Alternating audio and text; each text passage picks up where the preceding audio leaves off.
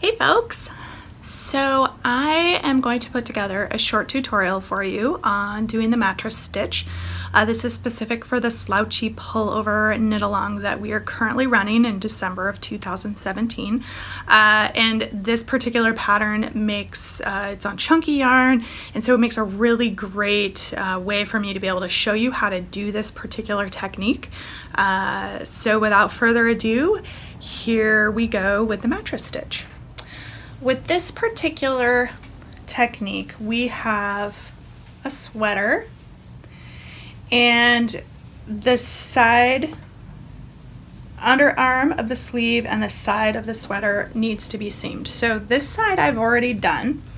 You can see the sleeve has been seamed together, and then the side seam, you can't even really tell where it is, and that's the goal, is if it's done correctly, it looks like one continuous piece of fabric. If you turn it inside out or to the wrong side, you can see where the seam is on this. So same thing with the sleeve.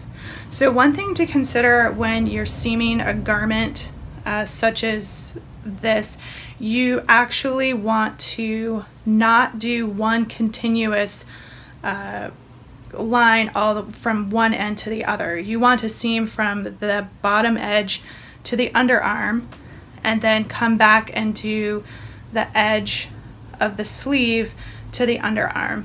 It just gives it a little bit more structure. This is a very high wear friction area, so to have the two ends independent of one another is actually going to be better. So I've got the other side, which is still open. So what I'm going to do is start here at the bottom and work the way to the underarm. I'm not going to do the entire piece for the video because it does take a while, but I can at least get it started and show you how this technique works. Okay, so I have my tapestry needle, which has been threaded with some yarn. I am working at the bottom of my sweater, so this is the bottom edge. And what I'm going to do is, this particular pattern gives you what's called a salvage edge stitch. So the very first row of stitches along here is actually given for seaming.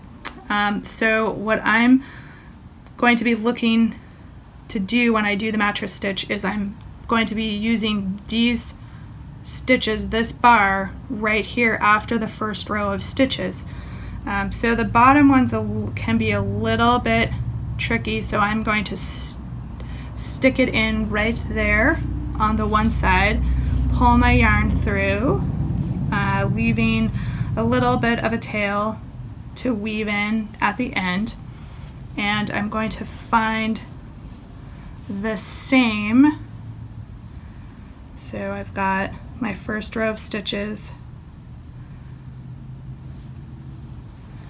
the first on this side. And so one of the things you can do with mattress stitch is you don't necessarily have to pull each stitch super tight. You can do 2 or 3 stitches and then pull them tight, so you make sure that you're going. So I've got my first stitch right here. I'm picking up the bar between that first row and the next row. And at the bottom, I like to do sort of one bar at a time, and then once I have the stitch established, I will actually sort of switch over and pick up sort of 2 bars.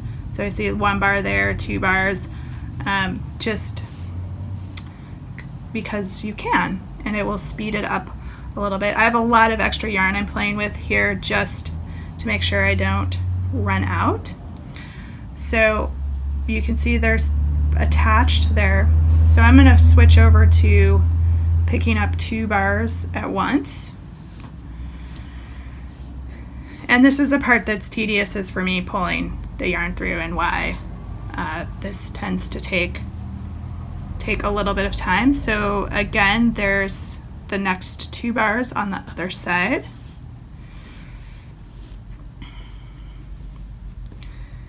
And you can start to snug that just a bit now. And do the same thing. I'm going to find those 2 bars. See, we've got our salvage row of stitches right there. The salvage row actually makes it really nice because it's easier to find the row.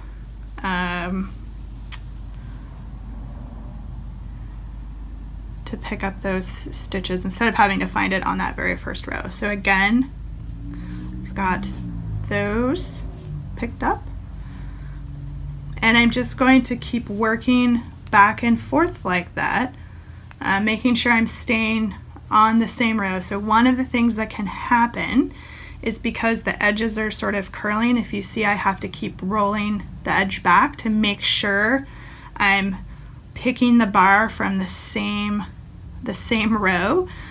So occasionally if you don't roll that edge back, your stitching can start to wander, just because if you're not paying attention. One of those, ask me how I know. Do as I do, do as I say, not as I do. I guess one of those idioms. So there we go. So I'm going to pick those 2 again. And as you can see, as you tighten this, it looks like one continuous piece of fabric instead of there being an obvious join point. So I'm going to keep stitching a little bit further and give you an idea of what this continues to look like. Okay, so I've continued to stitch along, and this is my seam right here.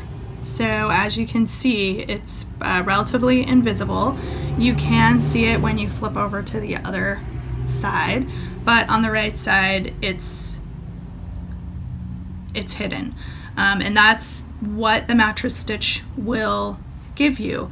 So I'm going to just continue along all the way to the underarm, and then when I get to the underarm I will stop from this direction and then start pick up at the sleeve end and do the same thing back to the underarm. So hopefully you have found this helpful, and if you have any questions, please post them at the bottom of the video. Thank you.